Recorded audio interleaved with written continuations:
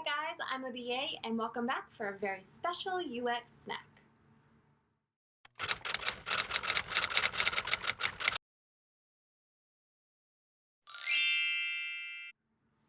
So as I said, today is an extra special video. It's not part of the current series of the website redesign that I have been showing you guys.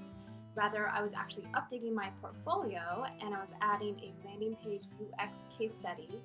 And I had the wireframes from 2 years ago, I had the actual website that is still live today, and honestly, it looks really outdated. So I thought an excellent addition to this case study and for the company would be a quick redesign. So I'm going to show you what I did in one day.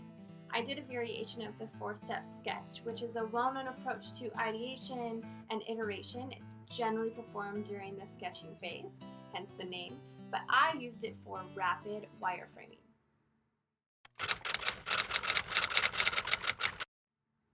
Okay, so the first part of the approach, for 20 minutes, I performed some online research. I looked at some competitors. I started to gather some inspiration.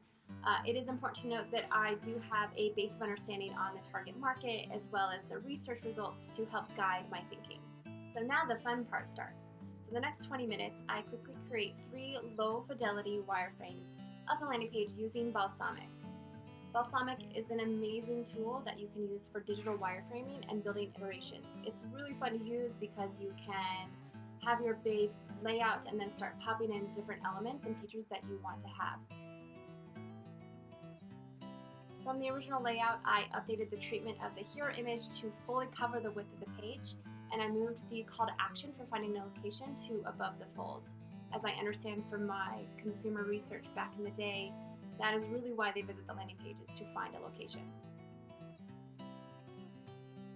So then I followed that with a video next to its supporting content. I think video is really important in creating engagement, so if you're going to have this media, it should have a prevalent real estate on your page. So this first option I created was a basic update from the original. It doesn't have the rectangle background boxes holding the content, and I think it gives it a little bit more of a modern look. The second option presented the products in a carousel, giving the static content some motion, making it more interactive for the user. And the third presents the products much like an e-commerce retailer might. I would add larger people-focused images with just a title and a button for the user to click to then render a pop-up with more information.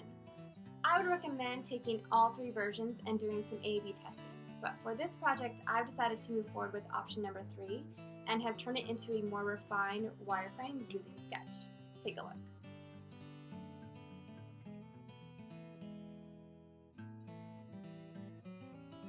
Okay, now all I need to do is some high fidelity prototyping, and I think it's going to be an excellent addition to my case study.